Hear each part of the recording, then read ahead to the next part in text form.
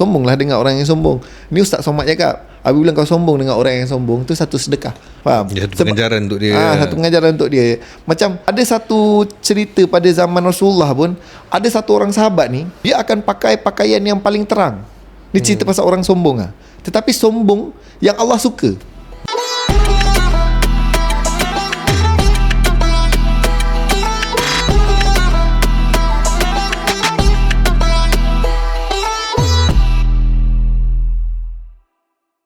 Assalamualaikum dan selamat sejahtera kepada viewers RM Podcast. So kembali lagi kita dalam episod RM Podcast yang dibawa khas dan ditaja oleh Raise My Goal. So kepada viewers yang nak jual surat pajak dan nak jual emas terpakai, boleh hubungi tim Raise My Goal di laman web Raise My Goal ataupun di mana laman media sosial Raise My Goal. So hari ni tajuk podcast kita hari ni ujian hidup. So semua orang mesti ada melalui ujian kan hidup masing-masing tak tahu kalau ada orang yang tak rasa ujian exam kan punya juga ujian juga kan ujian juga kan, kita nak diuji kan tahap mana kefahaman kita kan. Okay. Tapi kalau sebenarnya kalau kita nak borak pasal ujian hidup ni, ialah mungkin kalau orang nak kontes lebih faham ni, maknanya macam ujian-ujian yang Allah Ta'ala uji kita untuk nak membentuk diri kita lah. Mungkin topik tu yang kita nak cuba tekankan kat hari ni kan. Betul. Okay. So, atau ada orang mungkin tak rasa yang dia diuji. Dia diuji tapi kalau dia tak rasa hidup diuji tu hebat, memang hebat lah. Enjoy lah life kan. Okay. Tapi itulah berbalik sebelum kita nak start tu, macam biasalah, sebelum kita nak kupas ujian hidup tu, maybe kita boleh try explain lah atau huraikan lah apa yang dikatakan, macam mana yang dikategorikan sebagai ujian tu. Kan lepas tu kadang-kadang dia cakap apa, kadang-kadang orang tak tahu yang dia tak rasa diuji, tak rasa seperti diuji kan. So maybe kita boleh cuba huraikan dulu. Sebab Zul ni dia penuh dengan ujian. Idea. Itu punya juga. Itu punya juga. Tapi maksud dia macam dia banyak bukan jawapan. Aku penuh dengan ujian. Cuma aku bercerita je. Orang so, lain tak ada ujian lah. Ada ujian, cuma aku ni bercerita. Tu pasal korang tahu aku banyak ujian. Sebenarnya orang lain dia tak bercerita je. Aku bercerita dengan korang, aku ni aku macam ni dan aku macam tu lah. Tu pasal korang tahu banyak. Betul. Tapi sebab Zul ni dia tahu, dia pandai mengolah kan. So sekarang nak kita olah cara aku So berbalik tadi lah, macam first and foremost kita nak start off podcast ni. Cuba kau explain pada kau pada point of view kau, apa itu ujian hidup. Ujian, apa tu ujian? Ujian tu kalau untuk aku dari segi definisi dia lah, untuk aku ujian tu adalah satu permasalahan yang kau timpa. Untuk orang lain mungkin kecil, untuk kau besar. Tu ujian. Bagi aku tu ujian lah. Apa pun yang kau buat lah, dia mesti ada ujian. Sebab kau nak dapat SPM pun akan diuji kan? Akan diuji juga. Hidup ni ujian lah bagi aku. Tapi untuk aku punya point of view, bagi aku ujian tu adalah permasalahan yang engkau rasa besar, tetapi orang lain nampak remeh. Okay, faham. So jangan ambil mudah dengan setiap ujian yang orang terima. Ni senang lah, so kau tak lepas macam tu lah bagi aku. Kita jangan judge orang punya ujian lah. Kalau kau ni, kalau pada kau, pada konteks ujian ni, apa yang kau faham? Ujian tu apa? Kalau bagi aku, semua pun ujian lah. Semua. Okay, cuba kau elaborate. Semua ujian lah. Dia contoh, kalau tiba-tiba orang tiba-tiba dapat satu, kita cerita duit kan. Tiba dapat satu duit yang banyak, kita rasa nikmat. Nikmat lah. Bagi aku itu pun ujian juga. Betul? Macam mana kita bawa diri kita bila terima nikmat tu. Terima nikmat tu. So adakah nikmat tu kita nikmati atau nikmat tu kita syukuri? Okay, faham. So kalau kita nikmati, takut Kita- kita terlupa lah siapa yang pemberi nikmat tu. Tapi kalau kita syukuri tu, maknanya kita bersyukur lah kepada pemberi So nikmat tu maksudnya kan. so definisi apa ujian bagi kau tu adalah Semua benda lah. semua benda lah. Betul lah. Tak adalah. Maksud Aku faham lah. Daripada hidup sampailah sekarang ni, semuanya adalah ujian. ujian lah. So macam kalau kita orang rasa macam, katalah let's say naik pangkat, Okay. diberi kenaikan pangkat, mungkin dia rasa macam, uish ni Ni paling baik lah. ni rezeki Allah Ta'ala. Balik mungkin cerita kat keluarga atau anak bini kan, ni kita rezeki Allah Ta'ala bagi semua kan. Tapi dalam rezeki tu pun ujian juga. Okay. Tengok Allah macam mana kita nak bawa pangkat tu, macam mana macam kita mana? nak jawatan tu. Kita gila kuasa ke, contoh jadi Perdana Menteri, Allah Ta'ala bagi naik pangkat daripada bekas banduan naik jadi Perdana Menteri kan. So Allah Ta'ala tengah nak uji lah. Apa dia buat The dengan lowest kuasa point tu. kau pernah rasa, the highest point kau yang pernah paling rasa. tinggi. Ingat, kalau separuh orang yang tak nampak benda tu ujian, tapi kalau orang yang dah mata dia dah terbuka luas, dia akan nampak yang berada di atas tu pun ujian, yang di bawah pun ujian juga. Sebab separuh orang dia tengok yang berada di bawah tu itulah ujian. Tapi punya kat atas pun sedang diuji. Macam kita Sama besar dia, kat bawah tu ujian besar, dekat atas pun ujian pun besar juga. kita tengok best, kalau kata orang miskin ujian besar, orang kaya ujian kecil, pun tak agak. Tak boleh lah cakap macam tu. Tak adil lah Allah Ta'ala tu kalau kita Betul, cakap macam tu. Allah Ta'ala ni maha adil kan. Orang kaya ke orang miskin ke, Semua. orang Semua kena senang uji. susah ke, semua ujian. Orang tak dah kata maha adil kan. So ujian tu sama-sama berat. Okay. Jadi itulah bukan apa sekarang. Macam kalau kita tengok situasi, kadang-kadang setengah orang ni dia tak sedar yang dia sedang Dalam ujian. dalam ujian tu. Jadi bila macam selalulah kalau macam aku berfikiran, bila orang yang dia tak sedar dalam ujian tu lah kadang-kadang dia buat keputusan-keputusan hidup yang mungkin kurang bijak lah kot kan. Tapi sebelum kita nak urai lebih dalam pasal tu, maybe masing-masing kita start off dengan Zul lah kan. Maybe Zul boleh cerita Dalam konteks semasa aku tak sedar dalam ujian.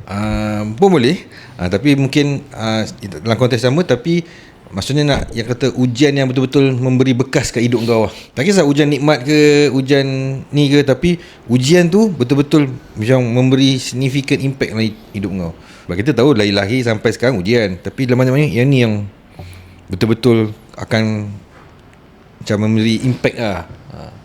So aku cerita yang masa aku tak sedar dulu Boleh. aku tak sedar aku berada dalam ujian. So aku pernah berada dekat dalam satu ketika yang Allah uji aku tentang penyakit anxiety. Oh, kau pernah kena anxiety? Pernah. Tapi tak lama lah. Okay. Tak lama, aku kena lebih kurang dalam 2 minggu. So kenapa aku kena ujian penyakit anxiety ni, mungkin pasal aku tak mempercayai penyakit anxiety ni. Bagi aku ni adalah penyakit, cuma definition dia je orang panggil anxiety. Sebenarnya penyakit ni dah ada dari zaman dulu lagi kan. Kerisauan melampau. So aku tak percaya benda ni. Aku dengar kawan aku kena sampai ambil ubat penenang lah, sampai dapat konsult doktor lah. Aku kata mana ada lah, ini orang yang semangat dia tak kuat kan. Janganlah fikir macam tu kan. So Allah bagi aku rasa penyakit tu 2 minggu. So 2 minggu straight. 2 minggu straight 2 minggu straight aku kena penyakit tu disebabkan aku tak mempercayai penyakit yang kerisauan melampau ni. So aku tak bercakap dengan orang, dan aku tak sedar yang itu adalah ujian. Aku tak bercakap dengan orang. So bila nak berjumpa orang, aku akan Macam kau tengah anxiety tu, kau langsung tak communicate dengan orang langsung? tak, even dengan anak aku, dengan wife aku tak communicate. Okay, betul. Aku communicate hanya perlu time kerja. Dan bila aku communicate dengan orang time kerja tu, kau tahu lah, bila ada kerisauan melampau ni, kau akan fikir, kalau aku buat macam ni kan, macam mana? Kalau aku buat macam ni macam mana? Lepas tu ada pula masalah, bermacam-macam masalah time tu. Okay. Itulah dia punya punca of anxiety tu lah. Timbul anxiety tu. Timbul anxiety tu. Macam dia datang Tapi macam, kalau memang masa tu ada satu macam, kalau musibah lah, tapi ada satu perkara yang mungkin spesifik, apa yang berlaku macam trigger kau punya anxiety tu? Yang trigger aku punya anxiety tu, kalau pemahaman aku, sebab aku tak percaya penyakit tu, aku cakap dengan kawan aku, kau ni apa benda tu, kita budak 90-an tu, budak 90-an mana ada lembik-lembik macam ni kan. Macam tu lah aku punya cakap dengan dia. Sekali Allah bagi aku rasa. Tetapi the best part, bukan the best part lah, the worst part is aku tak sedar aku berada dalam ujian. So bila aku datang, contohlah 10 masalah serentak, faham tak? So Allah bagi engkau satu masalah yang sebenarnya Allah tahu yang kau boleh hadapi, tapi dia ada rahsia dia lah macam mana kau nak hadapi benda tu. Tetapi aku pula rasa yang Allah ni tak adil. Wish, serentak masalah ni Allah bagi kat aku. Bertimpa lah. Contohlah, dalam satu ketika tu aku kena lebih daripada 10 masalah yang aku perlu fikir. Aku perlu fikir, aku perlu selesaikan. Sampailah satu hari aku balik rumah, aku tidur, aku tak cakap dengan bini aku apa semua. Aku jumpa orang, dia sampai macam mana tau, sampai kau rasa macam seram, sampai kau rasa nak terberak-berak, sampai kau rasa nak muntah. Dia sebut tak kena lah. Jadi sebut tak kena. Nak muntah, nak berak, nak kencing. Tiba-tiba kau rasa macam dia ni asal tu nak, kau macam apa, overthinking lah. overthinking, yes. Dia kerisauan melampau lah bagi aku benda tu. Sebenarnya orang tu tak ada apa pun, tapi kau berfikir dia ni cakap apa pasal aku lah. Itu lah bagi aku tu permulaan dia gila lah. Lepas tu masa sepanjang 2 minggu yang kau hadapi tu, macam mana kau macam membawa diri kau nak sepanjang 2 minggu tu macam ni? Selain daripada kau tak bercakap dengan orang tu. Aku satu rahsia yang aku tahu kenapa Allah jadikan tidur ni, during tidur je otak aku akan stop untuk berfikir tentang masalah. During tidur aku buka je mata, bangun je pagi, buka je mata, pum, datang balik. Lepas tu aku pun plan, belum mandi lagi plan. Sepatutnya kau bercelik je mata, kau terima kasih kat Allah Ta'ala dulu lah. Faham tak? Tapi ni terus kau fikir, aku plan nanti, okay, masalah yang ni aku nak buat macam ni. Yang nombor 2 dia buat macam ni. So aku hadapi benda tu 2 minggu, sangat sengsara lah. Sangat sengsara. So lepas 2 minggu tu, macam mana kau mengatasi atau kau lepas daripada ujian tu? Sampailah aku fed up. Aku fed up dengan ujian tu. Aku pun jumpalah ada satu orang kawan ni. Aku jumpa satu orang kawan ni. Dengan dia tiba-tiba aku nak bercakap. Satu kawan aku ni dia ilmu agama dia lebih tinggi daripada aku. So aku rujuk dengan dia. Macam ni lah, macam sakit, kereta rosak, pergi jumpa pomen. Aku tak nak jumpa doktor lagi, faham tak? Bagi aku sebab tak nak sampai level sampai tu ke level tu. So aku jumpa aku punya kawan.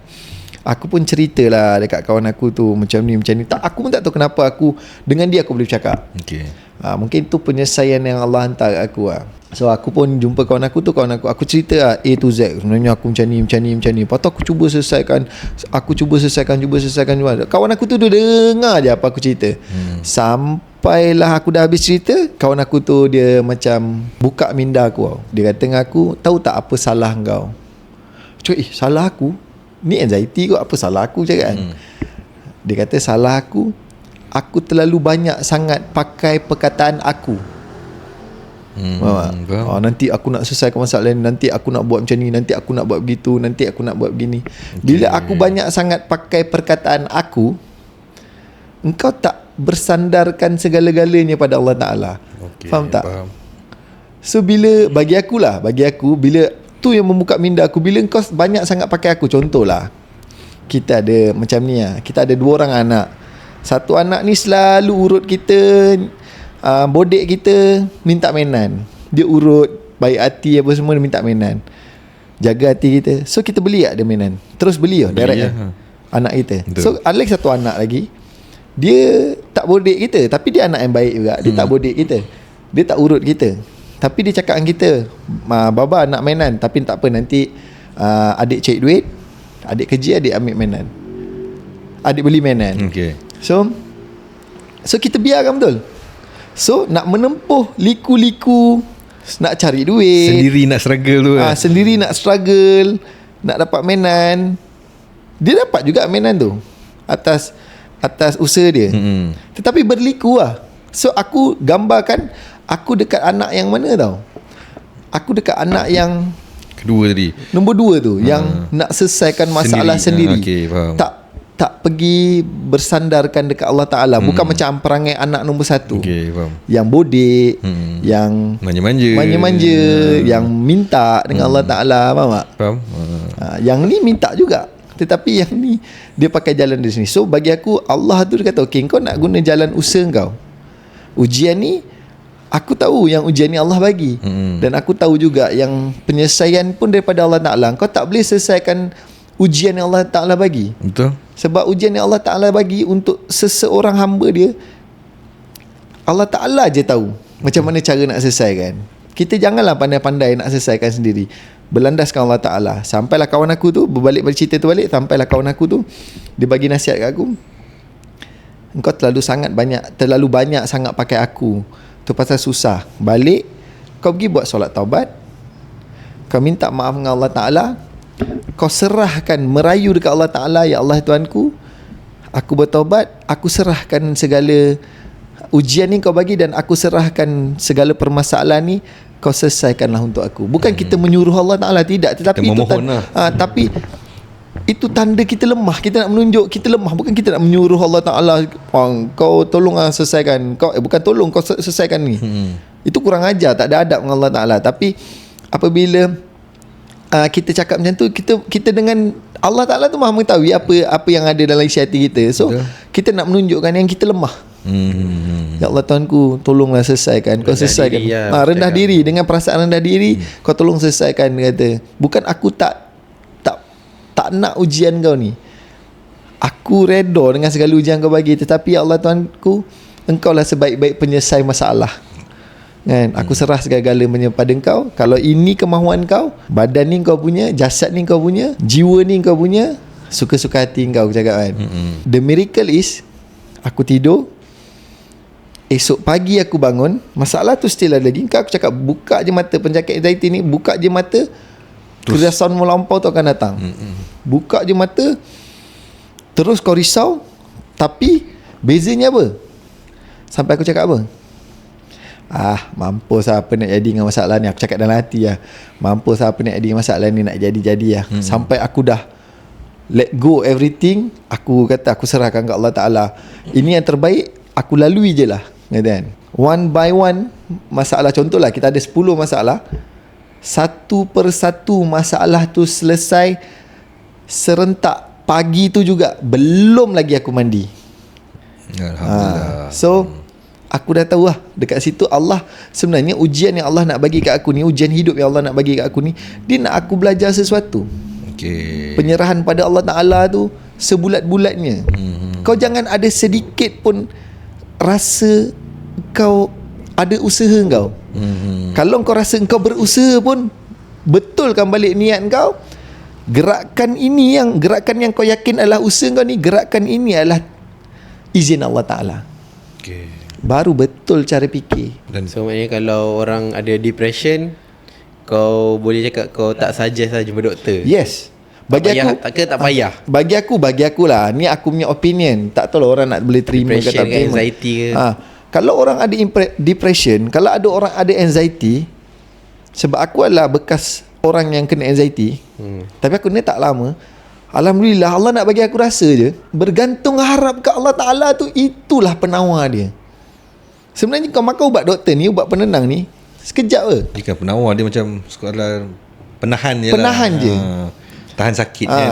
Sebenarnya apabila kau serah pada Allah Ta'ala, kau macam lantak yakin kau dok dalam keadaan hidup ni dah tertulis. Sebelum kau hidup lagi atas muka bumi ni, Allah dah tahu di sekian-sekian umur kau akan terima benda ni, kau akan dapat benda ni, kau akan dapat begini. Umpama kalau kau terlalu risau dengan permasalahan yang berlaku, engkau tak percaya dengan kau dok dalam keadaan Allah Ta'ala.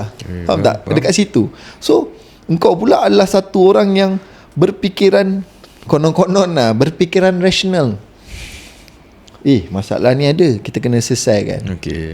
Pernah tak berlaku kat dalam hidup korang kau nak pergi angkat bakul lah, kita bayang bakul yang ada kain. Contoh kita bayang bakul yang ada kain kau nak pergi angkat bakul tu, cuba kau buat macam mana. Mak kau suruh, ni bukan mak suruh, kalau mak suruh kena buat, bini kau suruh, Bah tolong bang angkat bakul tu bang. Petik pula lu sebelum tu. Tak ada petik. Dia suruh angkat bakul tu. Sensitif betul ke petik ni? Apa ni? Angkat bakul. Tak ada macam ni kan. Dia kata bah tolong angkat bakul, ada kain tu masuk dalam ni kan. Contoh kita serah ke Allah Ta'ala. Aku pernah buat begitu, tapi situasi yang lain lah. Okay. Pernah buat begitu. Sekali tiba-tiba Bakul tu gerak sendiri. bakul tu tak gerak sendiri. Bakul tu tak penuh kain pun. Tetapi dalam bakul tu ada baju anak aku. Anak kata, nak pakailah baju ni tak busuk lagi. So nak bawa pergi jogging macam tu. So dia ambil pada bakul kain tu, terus dia pakai. So aku tak perlu pun angkat bakul tu untuk pergi masuk kat dalam washing machine kan. So bagi aku, kalau serahkan pergantungan tu, kalau kita yakin pergantungan tu dekat Allah Ta'ala, sebulat-bulatnya kita yakin. Contohlah, kita ambil contohlah manusia terbaik Rasulullah. Kau rasa aku tanya korang dua orang pula, kau rasa Rasulullah tu ada tak yang benda yang dia lakukan atas kehendak dia? Ada tak yang Rasulullah tu? Aku tahu ada orang-orang yang ada yang ni, ada yang tu. Cuba aku nak tanya korang, kalau lagi banyak kau kaji kisah Rasulullah, ujian hidup dia, kalau kau tengok ujian hidup Rasulullah, ada tak Rasulullah cuba selesaikan ujian hidup dia? dia bukan selesai lah, dia cuma menghadapi je lah ujian Yes. tu kan. Dia lalui je ujian dia. Dia tak ada pun cuba selesaikan. Bila kata kena Perang, perang, dapat wahyu perang, pergi perang, dapat petunjuk. Tak ada macam alamak perang lah. Malas. Aduh, tak ada. Macam orang sekarang malas. Perang pula. Merungut. Aku macam aku masa terima ujian. Aduh. Dia sampai kena tak apa-apa. Ada seorang kawan juga cakap, dia kata bila terima, dia orang yang kerap terima ujian daripada Allah Ta'ala ni, dia sampai dapat ujian tu, dia kena tersenyum. Ujian lagi. Ujian lagi. Aduh. Senyum lah. Senyum lah. Sebab apa dia tersenyum? Aku pernah jumpa orang yang begitu. Kenapa dia tersenyum? Sebab dia masih merasa lagi Allah pandang kat dia. Beza dengan orang yang tak dapat ujian pada Allah Ta'ala, Allah dah tak pandang. Kat situlah aku pun bersyukur sebab aku ni dikelilingi oleh orang-orang yang bagus. Alhamdulillah. Orang-orang yang bagus, orang-orang yang mau, Orang-orang yang banyak ujian. orang-orang yang banyak ujian, orang-orang yang dipandang Allah Ta'ala. Faham? Sebab Rasulullah tu, dia manusia terbaik. Kenapa dia jadi manusia terbaik? Pasal ujian dia lagi hebat daripada Nabi Adam sampailah Nabi Isa kan. Combine semua ujian tu, lagi berat ujian Rasulullah. Aku nak tanya ni yang real life situation macam mana nak hadapi real life situation. Tadi macam depression, mungkin tu macam spesifik. Anxiety. Contoh satu situasi tu kan, kau rasa macam mana nak hadapi? Kau dua contoh masalah masalah sekarang anxiety sekarang. Kita nak cari parking ni dengan bawa kereta, check parking. Lepas tu kereta belakang dah banyak tunggu Lepas tu ada orang jenis alamak. Lepas tu kita pula nak masuk kereta mungkin slow, parking bontot kan, parking belakang kan. So kita menggelabah. Tiba-tiba kita ada perasaan anxiety tu. Macam alamak, orang dah tunggu ni. Kau faham tak? Ada orang dia rasa pressure. Dia rasa pressure. Alamak, macam mana kan, orang dah tunggu ni. So apa solution untuk orang yang macam tu? Contoh, sebab kau tadi kalau pasal yang kau punya tu, kau cakap kau berserah kat Allah Ta'ala.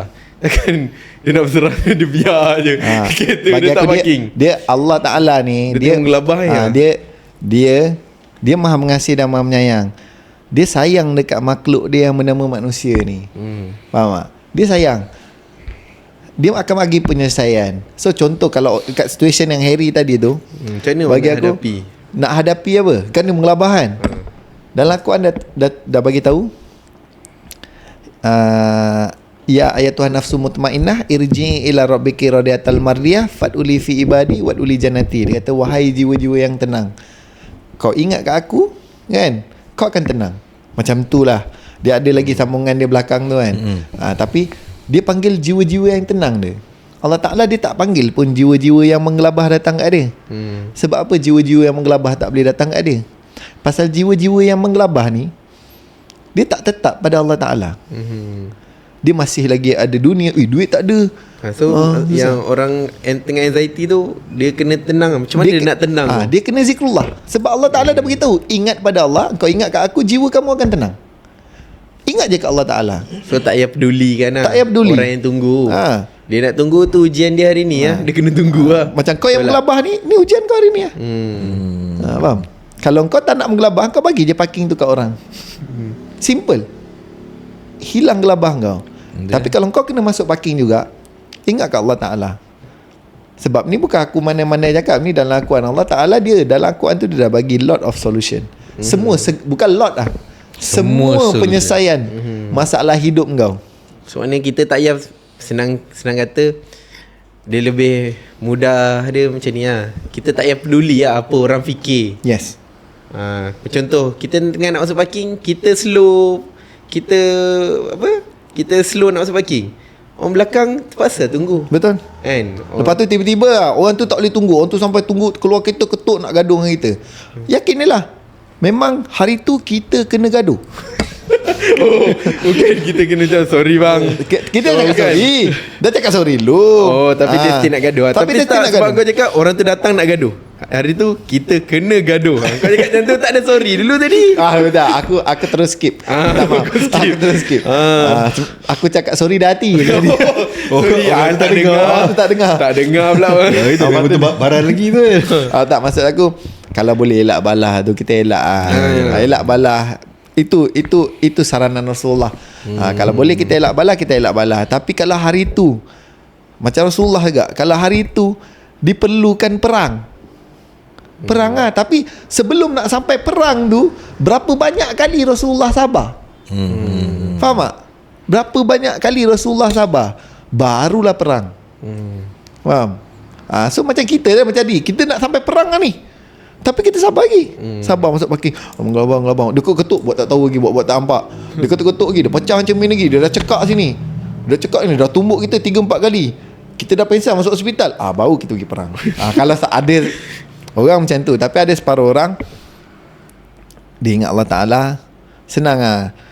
Contoh dalam Quran dah tulis, engkau ingat kat Allah Ta'ala, Allah Ta'ala akan buat jiwa kau tenang. Lepas tu Allah Ta'ala akan ingat kat engkau. Walaupun kau tak ingat kat Allah Ta'ala pun, Allah Ta'ala akan ingat kat engkau. Kalau Allah Ta'ala ingat kat engkau, kau rasa Allah Ta'ala nak bagi ke kau ujian? Contoh, kau tak pandai gaduh, Allah Ta'ala nak bagi kau ujian yang kau patut gaduh? Allah Ta'ala tu dia maha mengetahui. Dia tahu kau tak pandai gaduh. Kau bagi ujian gaduh main kalah. Dia dah tahu hamba dia yang ni, kalau bagi ujian gaduh, dia tak mampu hadap. Faham? Dia tak mampu hadap ujian gaduh tu. Ujian yang tak mampu dia hadapi kan. Yes. Allah Ta'ala takkan suruh kau tahan bangunan KLCC nak runtuh. Ujian hidup kau bukannya untuk tahan KLCC tu daripada runtuh. Tak. Dia tahu kemampuan kau. Tapi kalau Allah tahu kemampuan kau boleh tahan KLCC tu, Allah akan uji kau. Superman lah. So maknanya Allah tahu. Tapi bila engkau pula dah ujian kau kena tahan kat sisi, tapi kau tak yakin dengan Allah Ta'ala, memang mati kena empat lah. So kalau kena terasa anxiety ke, pressure, depression, senang cerita jangan peduli kat orang lain lah. Jangan peduli kat apa orang fikir ke. Penawar dia ingat kat Allah Ta'ala hari. Ingat kat Allah Ta'ala. Tak tahu lah, ini aku lah.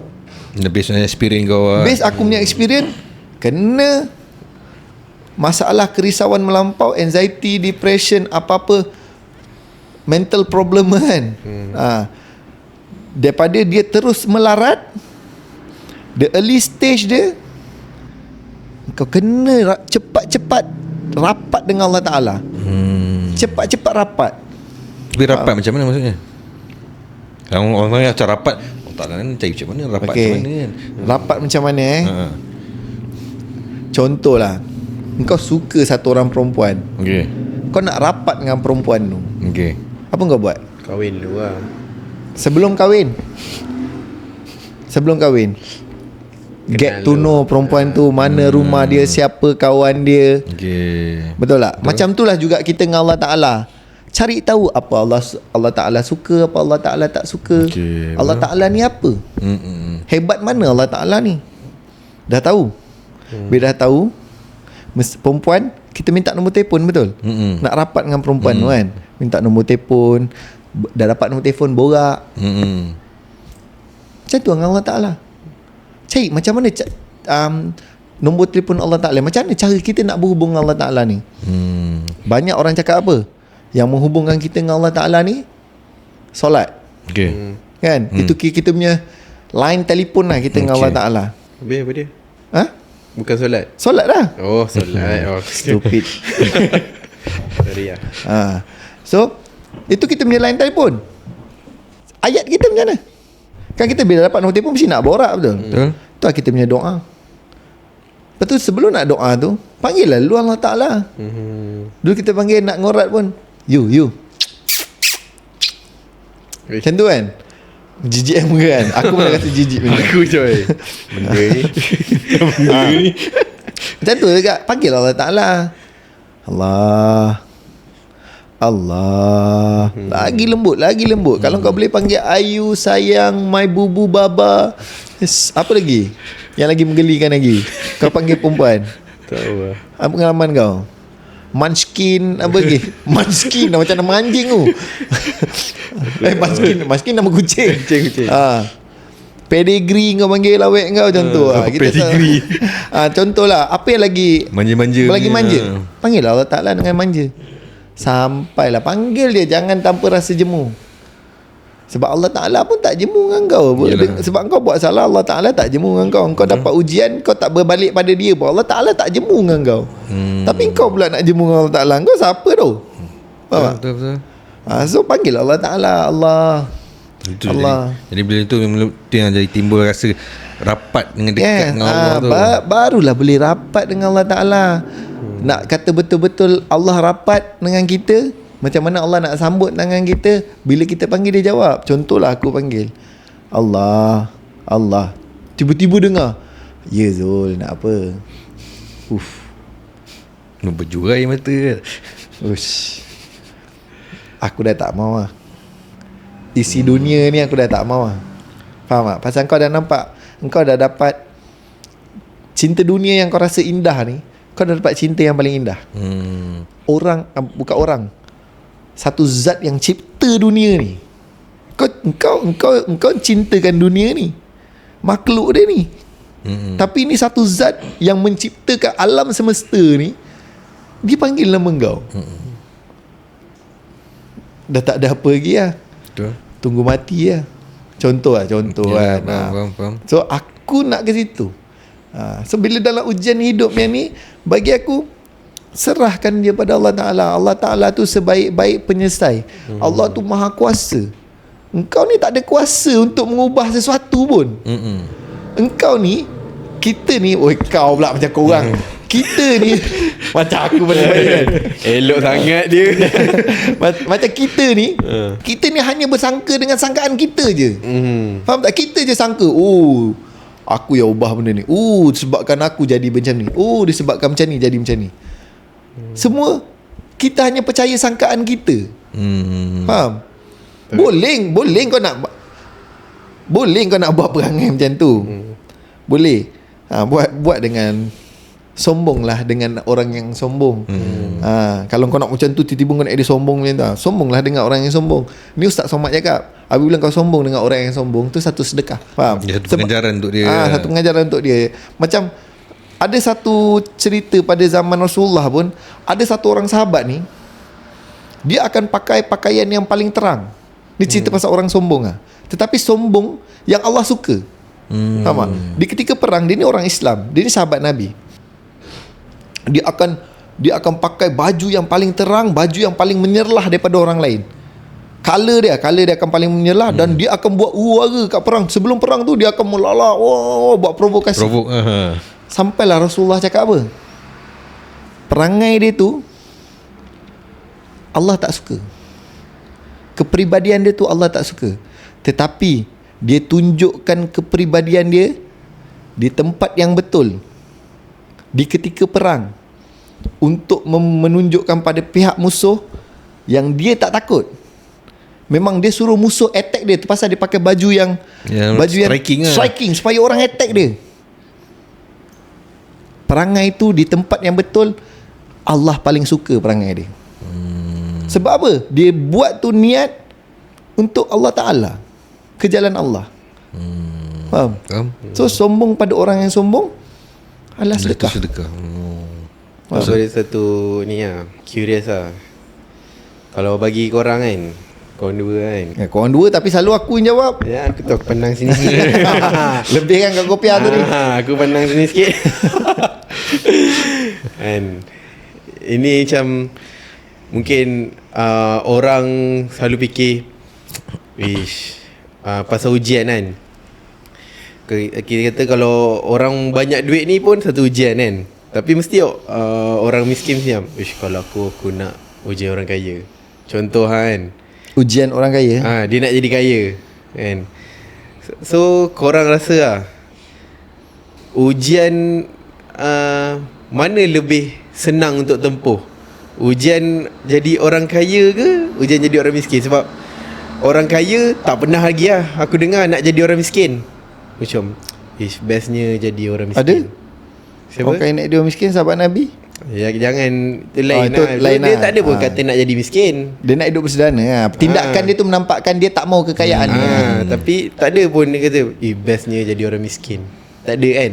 Macam orang miskin ada, bestnya jadi orang kaya, tak ada masalah duit. Kau dah cakap kan, jangan masukkan sahabat Nabi, jangan masukkan kan. Yang ni Sebab kira- diorang bukan, tak ada pun kata bestnya jadi orang miskin. Tak ada. Diorang, Ada Abdurrahman bin Auf, dia cakap apa? dia nak hidup miskin. Sebab Rasulullah, dia dengar ketubah Rasulullah. Okey, dia kata orang kaya ni, Dia beli semua kurma semua. orang kaya ni akan lama, paling lama dihisap. So Dia terus dia nak nak hidup miskin. Dia habiskan semua harta dia, tetapi tak boleh pasal dia ditakdirkan kaya oleh Allah Taala. Tu soalan aku. Kalau korang rasa lah, ujian mana lagi korang sanggup tempuh? Jadi ujian jadi orang kaya ke ujian jadi orang miskin? Korang rasa macam lagi mudah ke, lagi senang tempuh ke? Kena pilih ke? Jawapan korang lah. Tak, soalan kau ni maknanya kena pilih. Tak mesti kena pilih lah. Jawab apa jawapan kau nak bagi? Aku tak ada kata kena pilih A, B ke. Ya aku expect jawapan yang kena pilih kan Tak tu. ada lah. So Kau rasa ujian mana yang lebih senang ditempuhi?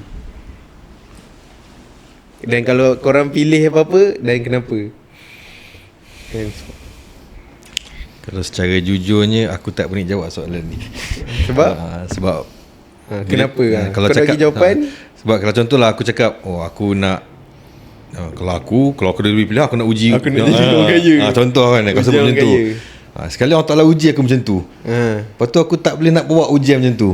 Kan? Aku lebih baliklah orang Ta'ala Low kan. self esteem.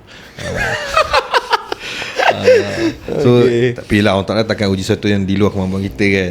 Tapi itulah macam aku pun cakap aku ni aku tak nak memandai-mandai lah. Aku tak nak memandai-mandai. Tapi kalau tanya aku, kalau dari segi ujian ni lah, aku tak nak pilih lah. Kau tak nak pilih lah. Maknanya kata apa yang Allah Ta'ala bagi, aku hadap lah. Sebab apa, kalau macam, kalau aku tu cakap, kalau aku pilih ni macam Siapa kita nak pilih tu? apa hak kita nak pilih kan. Kalau kau pun sama lah. Kalau aku jadi kaya ke, jadi miskin ke? Ujian mana yang lagi sanggup kau tempuh? Ujian yang sekarang ni pun dah terhoyong-hayang kan. Lagi nak hadap ujian yang kaya ke miskin. Aku hadap yang ni. Aku hadap yang the existing now. Semua jawapan safe ni. Bukan jawapan safe. Yelah, faham. Dia bukan jawapan. Betul kau cakap. Tadi kau cakap kau tak nak mandai-mandai. Ujian kaya, ujian miskin. Macam aku cakap tadi, setiap ujian yang ditempuhi oleh setiap orang, kita nampak senang. Tetapi yang hadapi, Dia tahu macam mana. dia je tahu macam mana. Walaupun kata, alah ni senang kot ujian ni. Tetapi lah, contoh orang miskin kan, masalah diorang ini cerita pasal duit je lah kan. Kita tak cerita masalah macam ada anak sakit ke apa tak. Orang miskin yang tak ada duit, diorang akan pandang macam bestnya kau jadi orang kaya, tak ada masalah duit. Dia fikir tak ada masalah duit. Bila ada duit jadi orang kaya, tak ada masalah duit. So tak betul juga kan. Betul tak? Orang kaya pun ada masalah duit juga. Duit tak cukup-cukup. betul. Kan? Tu miskin lah. So Itu pula masalah orang kaya lah. Itulah Tapi- miskin. Yang Tapi duit orang pernah miskin cukup. tak tahu. Betul? Mungkin dia rasa macam bestnya jadi orang kaya. Kalau nak itu ada, nak ini ada. Tapi mungkin lah masalah orang kaya pula, aku tak pernah jadi kaya. Mungkin masalah orang kaya pula, dia beli ni, dia boleh beli semua benda. Dia beli ni dia tak puas, dia beli ni dia tak puas. Tak ada apa pun yang dapat memuaskan dia. Pun ujian juga. Yang mencukupkan dia. Betul? Tapi itulah macam kalau kita fikir, dia kalau cerita dari segi ujian hidup ni, kadang-kadang orang nampak ujian ni dari sudut yang macam benda tu macam negatif, yang benda tu yang mencabar. Tapi sebenarnya kalau kita nampak dari satu sudut, Allah Ta'ala bagi ujian tu atas dasar kasih sayang dia kan. Betul tak? Jadi contoh macam kes kau Rizul lah kan. Okay, macam daripada apa yang kau tempuh, yang kata anxiety 2 minggu tu kan, apa yang kau nampak hikmah yang Allah Ta'ala nak ajar kau, nak didik kau atau bimbing kau masa kau menempuh tu, yang Semasa betul-betul aku menempuh. sebab macam cakap, kadang-kadang kita nampak, kita POV kita ni macam cetek tau. Kita nampak benda tu macam masalah. Walhal sebenarnya Allah Ta'ala tu mungkin dia bagi ujian Dengan tu kasih dan sayang tu, dia nak ajar kita sesuatu. ajar, dan maybe dia nak tengah buat persediaan tu kita. Dia nak develop kita. Yes. So macam daripada Mungkin sebab kita doa, ya Allah Tuanku, aku nak jadi kaya. Contoh aku nak jadi Contoh. kaya, aku nak jadi kuat. Allah Ta'ala nak makbulkan doa yang tu lah. Betul. Tu pasal dia nak develop karakter tu. supaya kau boleh Jadi hadap benda tu jadi kan. orang kaya yang beriman. Jangan jadi orang kaya yang macam Fir'aun. Contohlah aku punya fikir kan. Yalah, betul. Lepas tu Dia macam konteks macam experience kau tu, apa yang kau nampak yang Allah Ta'ala cuba nak guide kau daripada.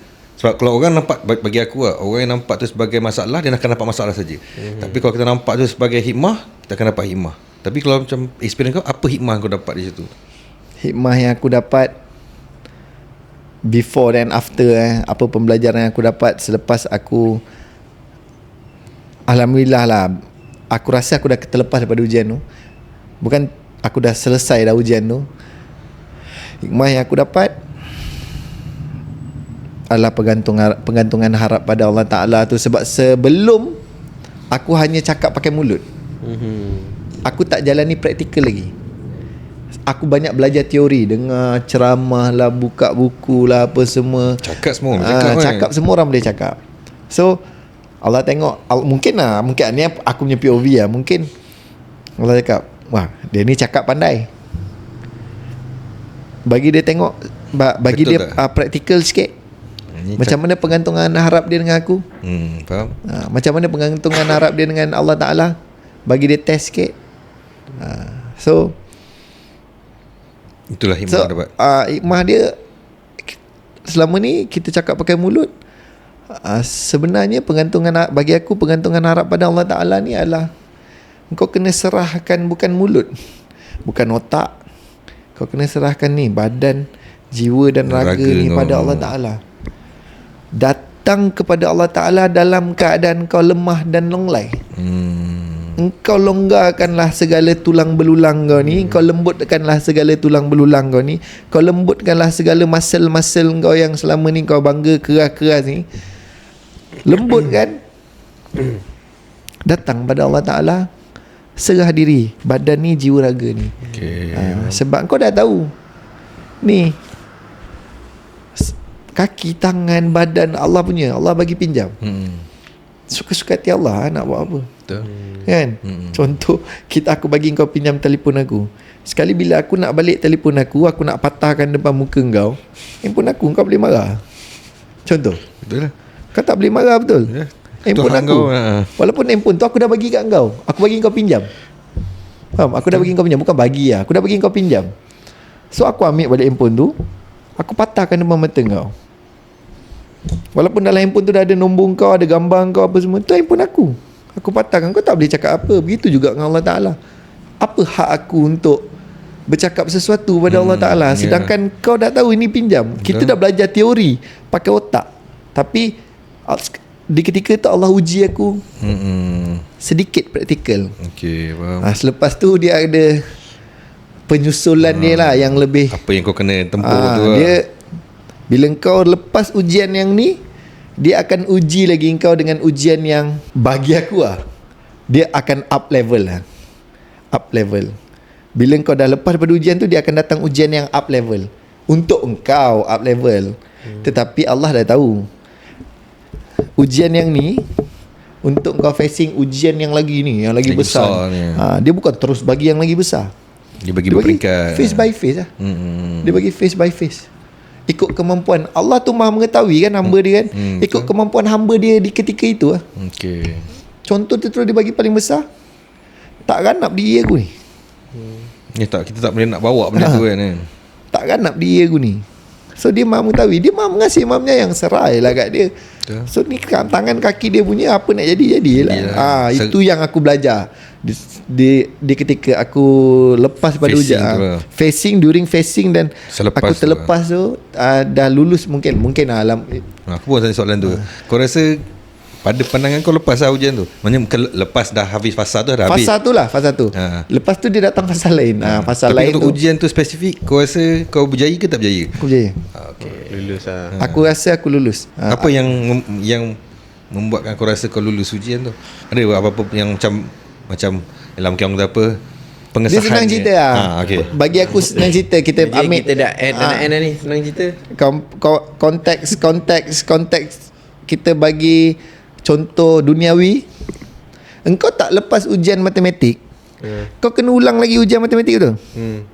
Macam tu lah. Oh, ni kau tak berulang lah ujian tu. Macam tu. Ujian anxiety tu tak berulang lah. Okay, faham. Kalau kau dah pass lah, dia tak jadi apa-apa lah. Tu dah takdir datang lah macam tu. Tapi dia datang lainnya. Dia datang lainnya, up spec-nya. Okay. Spec dah makin naik sikit. Depression 2.0. Dia bukan depression pula. Oh.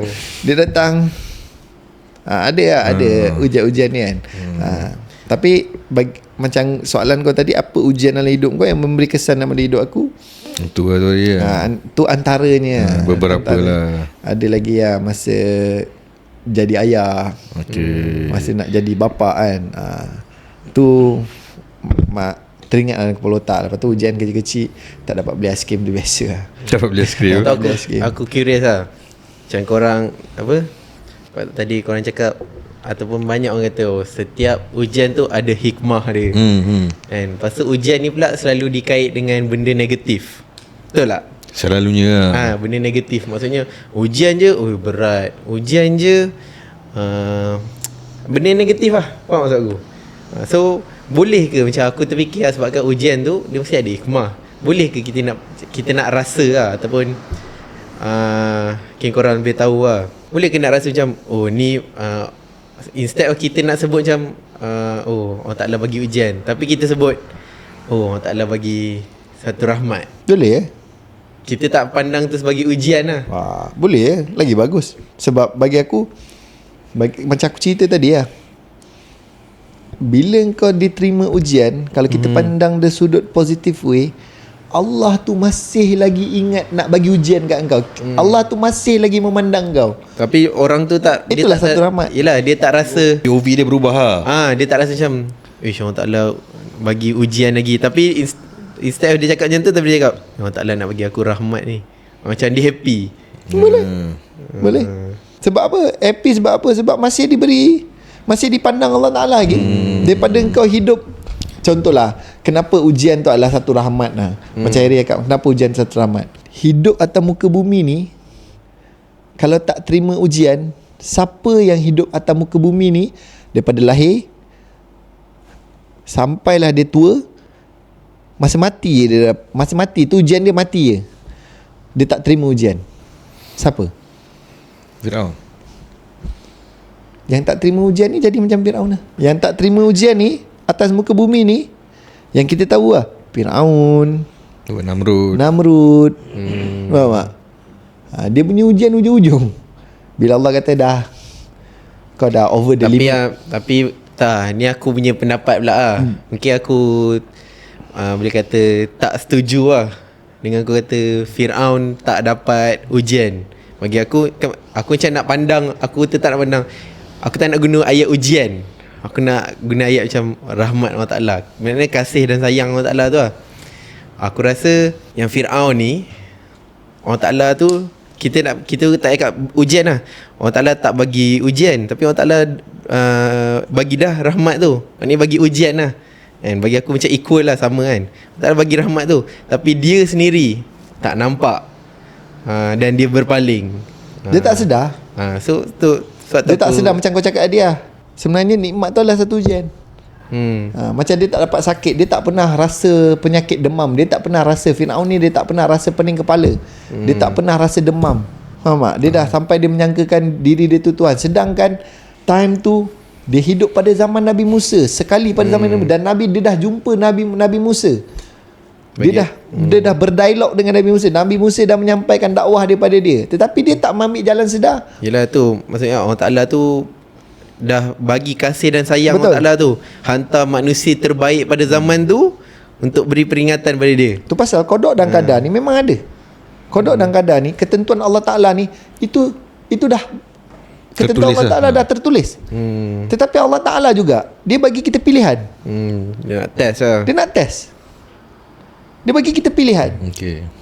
Pilihan tu kita kena buat yang betul. Macam mana kita nak buat pilihan yang betul? Berlandaskan Allah dan Rasulnya.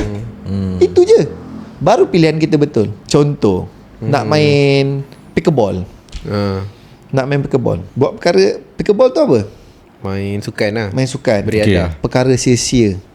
Beriadah. Sampai keluar. Ni cerita kita pilih yang negatif side lah. Okey. Perkara sia-sia, habis duit, beli pedal apa semua. Tapi kita pandang the positive side. Dia sihatkan tubuh badan. Dan Rasulullah anjurkan untuk kita sihatkan tubuh badan kita. Beriadah lah. Lepas tu ni, badan yang Allah bagi pinjam, takkan kita nak pulang dekat Allah Ta'ala dalam keadaan dia rosak. Faham? So kita sihatkan tubuh badan kita. Itu sebagai satu ibadah, exercise tu. Tapi kita kena memandang ke situ. Kena tujuan kita tu kena tetap berlandaskan Allah Ta'ala dan Rasulnya. Barulah pilihan kita tu pilihan yang tepat. Tapi kalau kau sekadar main pickleball, nak dapat masyhur, nak dapat apa lagi, nak tunjuk Boleh buat bola spin. tunjuk bola spin, tunjuk barang, tunjuk lebih kepada nak flag apa semua, kan? Tu dah tak bagus lah. Itu kau dah pergi ciri-ciri apa? Tu lebih kepada kau dah pergi ciri-ciri sombong. Bila kau dah pergi ciri-ciri sombong, kau dah pakai pakaian setan lah. Itu je. Kau dah pakai pakaian setan. Faham? So pilihan yang tepat tu bukan pilihan kita. Pilihan kita selalu tak tepat. Sebab apa pilihan kita tak tepat? Dalam Al-Quran cakap kita ni selalu bersangka-sangka. Kita selalu terlalu percaya dengan sangkaan kita. Sangkaan kita tak betul. Kena berlandaskan Allah Ta'ala, kena berlandaskan Rasulullah. Mesti ada orang tanya, macam mana nak berlandaskan Allah Ta'ala, macam mana nak berlandaskan Rasulullah? Carilah orang yang tahu pasal Allah Ta'ala. Carilah orang yang tahu pasal Rasulullah. Pergilah belajar dengan dia, pergilah mengaji dengan dia. Barulah kau tahu. Tapi macam tu lah, macam aku punya macam satu persoalan lah untuk korang dua kan. Aku je janji. Macam Cawek ya. Turn off. Turn off lah. Kau Gen Z ke? Aku nampak macam ni. Jiwa aku Gen Z. Okay. Tapi aku punya patut persoalan lah. Macam berbalik yang aku sebut awal-awal tu. Kadang-kadang orang ni dia sebenarnya sedang diuji Allah Ta'ala, tapi dia tak sedar yang sebenarnya dia sedang melalui ujian tu. Contoh macam Fir'aun lah. Istiraj. Dia tengah tempuh ujian tu, tapi dia tak sedar dia tengah tempuh ujian tu. Jadi contoh macam mungkin, bukanlah kata pengalaman korang, tapi macam ikut apa yang korang tahulah, apa yang menyebabkan kadang-kadang orang ni dia tak sedar yang dia sedang menempuh ujian tu. Walhal kau secara ilmiah, hanya saja ilmu, dia tahu dah aku duduk kat dunia ni untuk diuji. Kita tahu dah tentu. Tapi bila dia hidup sehari-hari tu, dia macam dia tak sedar yang dia sedang diuji, dia sedang diperhati, dia sedang, faham tak? Dipantau. Apa yang punca kau rasa yang menyebabkan orang tak, Wujudnya diri terlalu besar. Wujudnya diri terlalu besar, Game. Sekarang kau dah tahu. Sekarang kau dah faham belum? Banyak sangat soalan kau. Aku kurang lah sebenarnya experience dia. Wujudnya diri itu terlalu besar. Kau hebat Wujudnya diri terlalu besar sebab kau terasa diri kau hebat sampai kau tak nampak wujudnya Allah Ta'ala.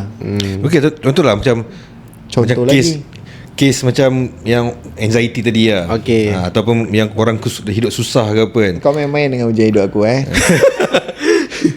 Bukan, maksudnya macam kalau orang kaya tu satu hal lah. Ni contoh orang yang macam dia kena ujian susah, dia macam dia tak redha dengan keadaan dia ke apa kan. Apa yang membuatkan dia terhijab, nampak yang sebab kalau macam tu dia tak nampak keakuan dia lah, sebab dia dalam keadaan yang dia tengah down, faham tak? Kurang cerdik lah orang macam tu. Orang macam tu kurang cerdik. Pasal apa? Dah lah kau hidup susah, dah lah kau tak redha dengan ujian yang kau hadapi. Kenapa kau tak nak balik pada Allah Ta'ala? Kau dah lah miskin, kau dah tahu Allah Ta'ala maha kaya, kenapa tak balik pada yang maha kaya? So dia tak cerdik lah. Dia tak cerdik lah dalam tindakan hidup dia tu. Kenapa dia tu tak layak untuk jadi orang kaya? Allah tu maha mengetahui. Allah tahu kau ni tak layak jadi orang kaya, kau kena jadi orang miskin. Apabila, sebab Allah tu dah tahu sebelum dan selepas kehidupan kau, daripada kau sebelum kau hidup sampailah kau mati, sampailah ending hidup kau macam mana, Allah tu dah tahu. So kenapa kau miskin? Kau tak layak jadi kaya. Either kau kena tukar mindset kau, ada kau kena tukar kepribadian kau, ada kau kena tukar personality kau. Yang tapi ubah mindset, ubah personality, ubah kepribadian diri kau, ini semua kena berlandaskan Allah Ta'ala dan Rasul. Kalau mindset kau tetap pada Allah Ta'ala dan Rasul, kau miskin, kau minta pada maha kaya, dah lah Allah Ta'ala tu maha kaya. Kau dah tahu sifat Allah Ta'ala tu pemurah. Kau dah tahu manusia yang kaya ni pun bukan pemurah.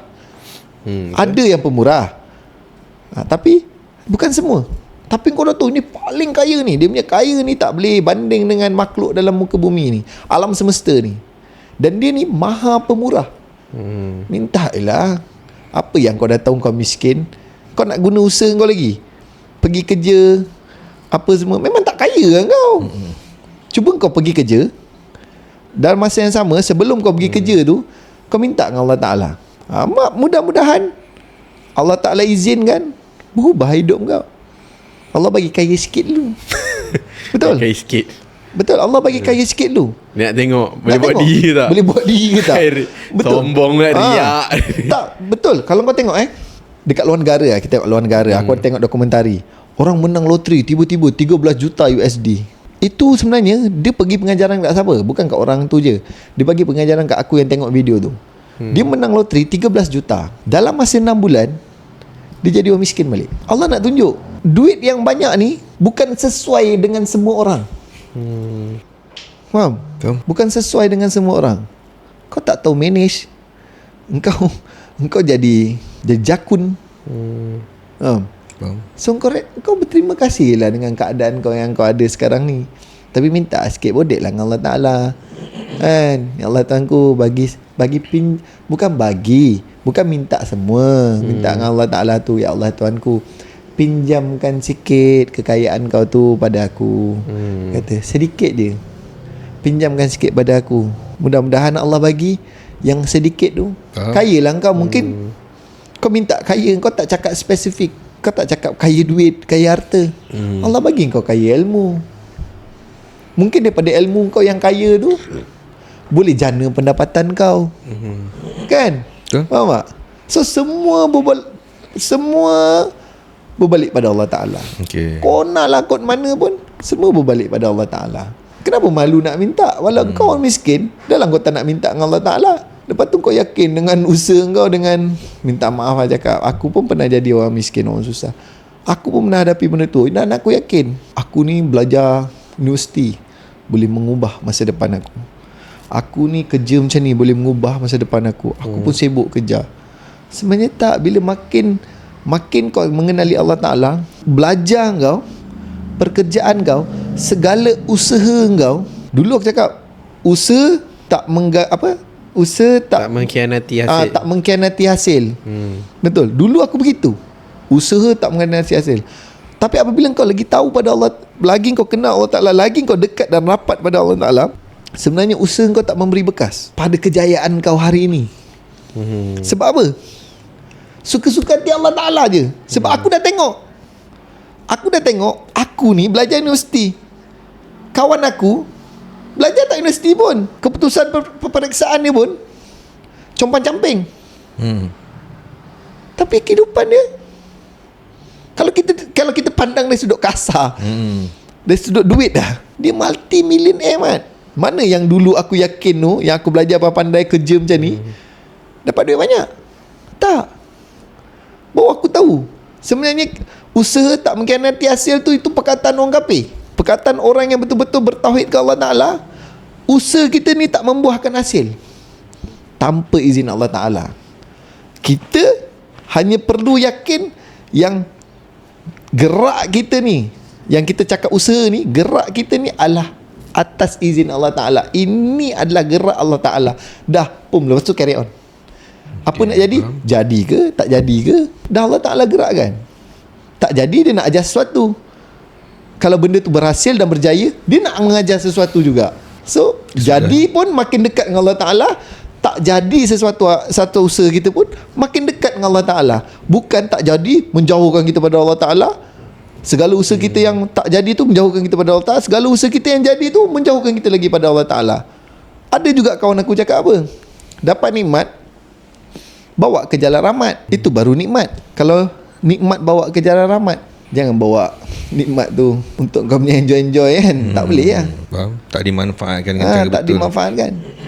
Nak jadi apa? Itulah kadang berapa sebab bila dalam situasi lah, macam tak, kadang bila orang tu tak sedar kan, dia dalam ujian tu, orang kata apa, kalau bahasanya macam kita terlalai lah, kita terlalai.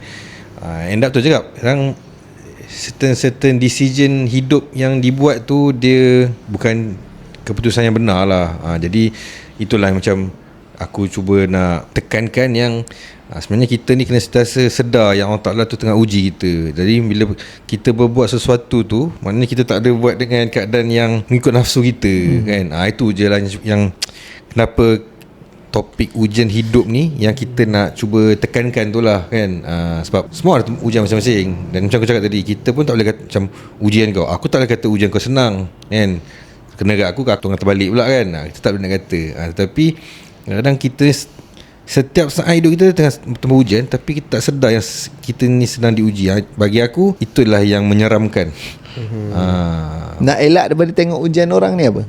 Nak elak daripada kita menengok ujian orang. Apa? Macam mana? Tengok diri sendiri. Yes. Itu je. Genung banyak-banyak diri sendiri. Tak nampak lah ujian dia, ujian kau. Kalau aku sibuk renung diri aku dah tak nampak dah segala celah orang. Yang banyak rasa apa? Rasa hina diri ni. Betul. So banyak renung diri. Jadi, kalau terpandang orang sikit tu, minta maaf dengan Allah Ta'ala, astagfirullahaladzim, renung diri kau. Renung diri kau. Apa maksud renung diri tu? Mana kita tengok macam tu ke? Macam apa istilahkan renung diri tu? Renung diri tu dalam Quran pun tulis. Ni kawan aku bagi tahu lah. Aku banyak kawan. Kawan-kawan aku semua baik-baik. Alhamdulillah. Kawan aku bagi tahu. Dalam Quran tulis apa? Allah tak memandang apa yang kau pakai, jasad kau macam mana. Allah tak memandang benda tu. Allah memandang dalam diri kamu segumpal darah yang bernama hati atau kolbu. Baik hati tu, baik kolbu tu, baiklah jasad tu. So Allah mandang kat situ. So dah tahu Allah mandang. Kita kata mana Allah? Mana Allah? Sibuk cakap mana Allah? Mana Allah? Allah dah bagi tahu. Dia memandang dekat dalam hati kita ni, semua orang ni, segumpal darah yang bernama hati atau kolbu. Dia dah tahu, kita dah tahu dekat situ tempat Allah pandang. So kita nak cari Allah lagi buat apa? Kita pandanglah di tempat yang Allah pandang. Fokus. Kata merenung tu, merenung hati lah. Merenung hati kita. Tapi tengok macam mana, macam tengok hati. Benda kan dah kat dalam. Genung lah, genung. Lepas tu kau cakap tadi, genung lah, genung. Tak genung.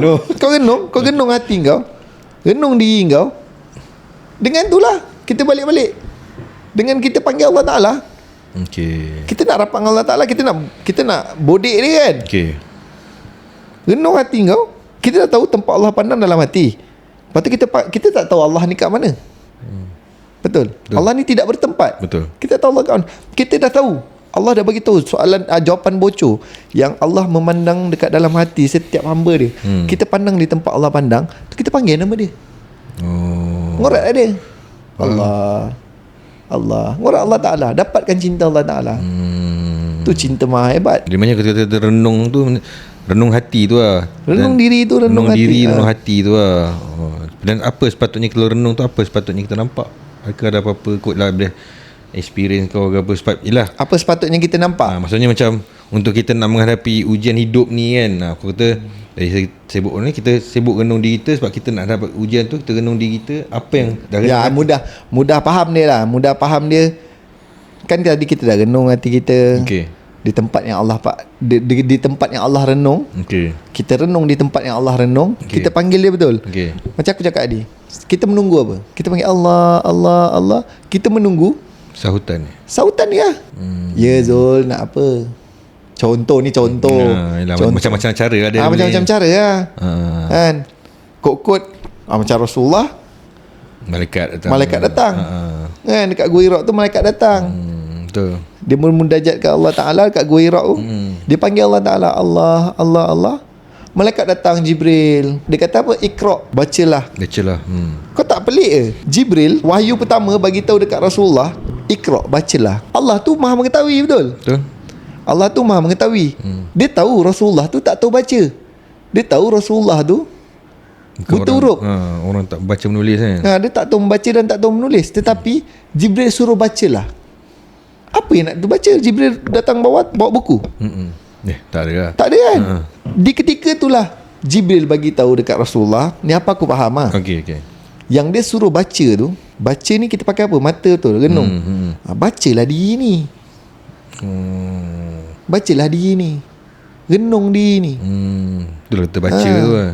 Sebab dalam diri ni ada tempat yang Allah pandang. Orang cakap Kaabah, semua orang berpusu-pusu nak pergi Kaabah. Memang kena pergi Kaabah. Pasal tu sunnah Rasul. Kan? Pergi menunaikan haji dan umrah, rukun Islam. Tapi kenapa orang sibuk berpusu-pusu sana? Sedangkan tak nak tengok. Allah tak cakap pun dia memandang Kaabah tu. Tapi Allah kata dia memandang dalam tubuh badan manusia ni segumpal darah yang bernama hati atau kolbu. Pandang kat situ. Jadi mudah-mudahan bila kita betul pandangan kita baca diri kita apa, maknanya bila kita nak menempuh ujian tu pun kita menempuh dengan mudah-mudahan dalam pertolongan Allah Ta'ala, dalam kasih sayang Allah Ta'ala. Macam tu lah kan. Tapi John Hari, tadi kita tahu pengalaman Zul. Mungkin kau boleh share sikit pengalaman kau sikit sebelum kita nak ujung-ujung ni kan, nak tahu macam pengalaman kau apa-apa. Kalau ada yang macam experience kau pula yang apa-apa ujian yang kau pernah tempuh ke, yang mungkin kau boleh share. Ujian sama ada ujian tu yang kau sedar ke, kau tak sedar ke, atau apa ujian yang ataupun sama macam Zuriat yang memberi impact atau pengajaran dalam hidup kau. Mungkin lebih pengajaran pada kru-kru kita sekali ke kan. Ini sebelum kita nak menutup ni kan, share sikit lah kan. Share sikit. Aku rasa macam ujian anak kot, kalau boleh terlintas kat kepala aku. Ujian anak macam mana? Sebab aku first Ujian dia katil. Ujian dia katil. Katil. Pasal dia kena tidur atas katil ni. Aku ajak tidur rumah aku tak mau. Dia tak aku nak tidur atas katil aku tu ujian ni. Dia tak ada pisah katil dia. Mungkin kenapa aku kata ujian anak, mungkin sebab aku first tengok anak aku terjatuh, lepas tu berdarah mulut. Pecah mulut dia. Aku tak pernah tengok. First time aku tengok, terus aku macam gelabah semua kan. So dari situ aku rasa aku belajar. Aku terlalu sayangkan anak aku. Sampai Allah Ta'ala uji aku, nak tengok macam mana aku bertindak bila anak aku macam tu lah. Lepas tu contoh bila lepas kau dah tahu macam kau sedar yang aku dah terlalu sayangkan anak aku. So macam dia sayang anak. Boleh sayang anak lah, tapi pada-pada lah. Mungkin aku terlalu merisaukan anak aku. Kalau risau lah apa lah. Sekarang macam mana kau buat supaya terkawalnya perasaan tu? Buat biasa lah. Kalau anak sakit, aku tahu lah sakit ni Allah Ta'ala bagi. So aku tak ada menggelabah. Ni cara berfikir kau tu dah pure berubah lah. Pergantungan. Kau tidak macam alamak anak aku ni macam ni kena pergi jahit ke apa ke, aku menggelabah. Dan aku tahu Allah Ta'ala yang buat dia terjatuh. So ada lah tu pengajaran Allah Ta'ala nak bagi aku kan. So aku apa yang aku ni belajar, sebab aku mungkin aku terlalu fikirkan anak aku. Itu ada. Tapi kalau maknanya cara kau membetulkan tu, maknanya cara sudut kau pandang situasi tu dah maknanya kalau ke depan ni tak simpang lah, bukan lah, tapi macam apa-apa jadi berlaku, cara kau pandang satu ujian atau ni Tak gelabah lah. tenang je lah. Sekolah kau pula macam mana Hakim? Aku apa? Ujian yang terkesan kat hidup kau. Tadi nak habis lah. Kita nak akhiri lah supaya semua ujian-ujian kita akhiri ringkas dan padat. Ujian aku Simple yang ringkas. Ujian aku yang aku rasa yang mungkin lah tu ujian aku, tapi aku tak sedar yang aku sedang tempuh ujian tu adalah mungkin pasal hubungan aku dengan keluarga aku. Dan sebab sampai tahap Allah Ta'ala tu adalah cara dia menegur kan. Sampai tahap kalau aku tak berbetulkan hubungan keluarga aku ni, maksudnya aku ni tak redha dengan ketetapan dia. Kan? Jadi nak jadi cerita tu yalah, macam kita biasalah kadang ada relationship yang kita okey, ada yang tak okey. Tapi dengan orang ni sebelum ni tak apa-apa nak okey. Tapi bila Allah Ta'ala tu bagi ilmu, dah bagi faham, bagi sedar tu, baru kita Allah Ta'ala tengah uji aku ni. Aku redha tak dengan qada dan qadar yang Allah Ta'ala. Aku aku macam membayangkan, contohlah mungkin kalau kita selalu tengok drama ke apa ke, ada anak menyalahkan mak ayah sebab mungkin daripada broken family ke apa kan. Tu kata ayah tak jagalah apalah, contohlah kan. Mak kata mak isak dadah lah apalah. So dia tak sayang kat mak dia sebab tak jaga. Mungkin sebab tu lah kita nak kena redha yang mak ayah kita macam tu. Betul. Kan? Sebab kita barulah tenang. Ya, sebab end of the day kita bukan boleh pilih pun. Betul. Siapa mak ayah kita kan. Allah Ta'ala tu memang kata mak ayah kau dan kehidupan kau macam ni, mak ayah kau macam ni, kau terima je lah. Suka tak suka kau kena tempuh, hadapi je lah. So macam aku sedar yang itu ujian aku tu lambat lah. Lambat macam bila umur aku dah lanjut baru sedar. Tapi bersyukur juga tersedar. Betul. Daripada tak tersedar kan. Betul. Jadi kat situ tu bila aku dah Allah Ta'ala tu dah bagi peringatan tu, baru aku macam ya Allah, bersyukur macam malu dengan Allah Ta'ala satu perkara kan, bersyukur pun satu perkara. Maknanya kata yalah, itu dah dua perkara. Yalah, satu perkara yang berbeza lah.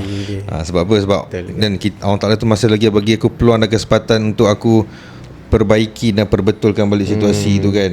Jadi bersyukurlah ada mak ayah kan. Betul lah. Ada orang tu tak ada mak ayah. Betul lah. Macam mana dia nak yelah nak merasai kasih sayang apa semua tu kan.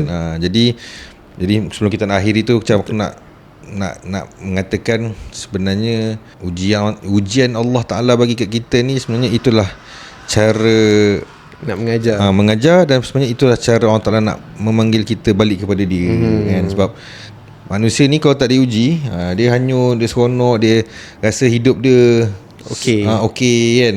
Hidup satu cycle yang sama, macam tak ada apa-apa kan. Tapi bila dia sedar dia sedang diuji, dan kadang-kadang Allah Ta'ala uji dia dengan sesuatu yang lebih, kat situ bagi aku lah itu cara Allah Ta'ala nak suruh kita balik ke pangkal jalan balik lah. Macam tadi Zul cerita, betulkan pergantungan, betulkan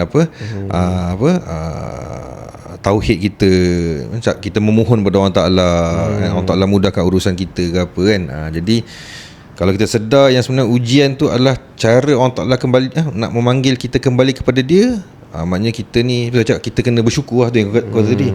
Itulah sebenarnya rahmat Allah Ta'ala. Dia sebelum kita ni melalut tak ke mana-mana, dia bagi kita ujian supaya Allah Ta'ala tahu ujung-ujung bila dia tahu tak ada siapa boleh tolong dia, manusia ni mesti akan cari Allah Ta'ala balik. Kan. So kat situlah bagi aku, kalau kita sedar ujian adalah satu rahmat, maknanya alhamdulillah lah, mudah-mudahan bila kita nak menempuh sampai akhir hayat kita tu dalam keadaan kita ni sentiasa meletakkan Allah Ta'ala sebagai prioriti, dan kita bergantung harap pada Allah Ta'ala kan. So maybe Harry dengan Zul akhir kata sebelum kita nak mengakhiri podcast ni. Harry dulu ke? Ujian hidup kan. Aku bila ujian hidup ni, aku akhir kata pada aku, dia buka apa, Aku ni macam nak relate kan dengan satu lagu lah. Okay. Lagu Ni Ujian penjara Hidup janji. juga. Oh, okay. Kan ni penjara janji tu. kan. Tu lagu Ujian Hidup kan. Ujian hidup. Yang nasyid tu. Nasyid tu Okey, kan. okey. Apa nyanyi kumpulan aku tak ingat. Kan. Aku macam suka lah. Relate kan. Dia punya chorus tu kan. Macam mana chorusnya? Walaupun tak dikurnia kemasyhuran, walaupun tak dilimpah kemewahan, hatiku tetap akan memuji namamu selalu ya Rabbi. Okey. Maknanya tak kisahlah Allah Ta'ala bagi kemasyhuran ke, tak kisahlah Allah Ta'ala tak bagi kemasyhuran, Allah Ta'ala tak bagi kemewahan, tapi hati kita tetap bersyukur juga. Walaupun Allah Ta'ala tak bagi, mungkin kita nak benda tu tapi Allah Ta'ala tak bagi, tapi kita kena tetap bersyukur juga pada pencipta kita. Topik bagus kat ni. Topik bersyukur ni kita boleh buat ni. Betul. Okay, next Maybe Zul boleh kata-kata akhir Zul sebelum Kau kita dulu, aku tengah cek pantun. Aku kata-kata akhir aku dah habis tadi. Sebelum Aku nak bagi pantun ni. sebelum Zul nak bagi pantun tu, aku nyanyi dulu lah sikit. Okey. Share sikit. Asal aku offer lah. Bodoh. Kebak. So aku macam nak drag masa. Tu Kan, apa? tiba-tiba macam suara aku pun tak smart sangat. Tak apa, yang penting niat kita tu. Mungkin ada manfaat kat lagu tu kan. Cuba nyanyi sikit apa dia? Lagu apa cepat sikit. Lagu-lagu apa? Lagi lagu apa? Yang lagu mungkin yang memberi manfaat dan pesanan kepada penonton-penonton. Mungkin lagu tadi tu lah. Ulang balik ya. Ulang balik. Aku tak ingat tadi. Okay, yang chorus dia. Okay, Zul dah ready. Dah ready. Nasib baik. Okey. Tidak Akhir pada aku. Sabar. Pantun dah ni. Sabar Sabar dengan, subuh. dengan menghadapi setiap ujian yang Allah bagi, berbaliklah pada Allah Ta'ala. Pantun mengenai ujian. Okay. Malam gelita dihias bulan. Bintang Cakep. bintang bersinar menambah seri. Asik. Ujian bukan sekadar beban, tetapi jemputan untuk mengenal diri. Mantul. Lagi sekali saya ulang. Malam gelita dihias bulan, bintang bersinar menambah seri. Ujian bukan sekadar beban, tetapi jemputan untuk mengenal diri. So, jangan takut ditimpa hujan. Jangan takut ditimpa ujian. Jangan berumah di tepi pantai. Pantun, adakah pantun ChatGPT? Itu pantun ChatGPT. Tapi yang dua rangka akhir tu aku punya pantun. Okay. Alhamdulillah. Jangan takut ditimpa ujian. Jangan berumah di tepi pantai. Okey, korang sambung. Tapi betul lah, dapat ujian, Chill. relax. Tapi kita boleh cakap memang senang. Tapi ni kita cakap based on pengalaman. Based on pengalaman. Terima ujian daripada Allah Ta'ala, relax, balik pada Allah Ta'ala. Sebab yang bagi ujian tu Allah Ta'ala, yang selesai pun Allah Ta'ala. So simple. Man. So akhir kata pada dari aku nak ucapkan terima kasih lah kepada Raise My Goal kerana dah menaja podcast kita hari ni. So pesanan menaja kepada semua viewers yang nak jual surat pajak, yang nak jual emas pakai, apa-apa segala mutu, boleh contact team Raise My Goal di laman web ataupun di laman media sosial Raise My Goal. So kata pada saya, Assalamualaikum warahmatullahi wabarakatuh. Waalaikumsalam. Sas.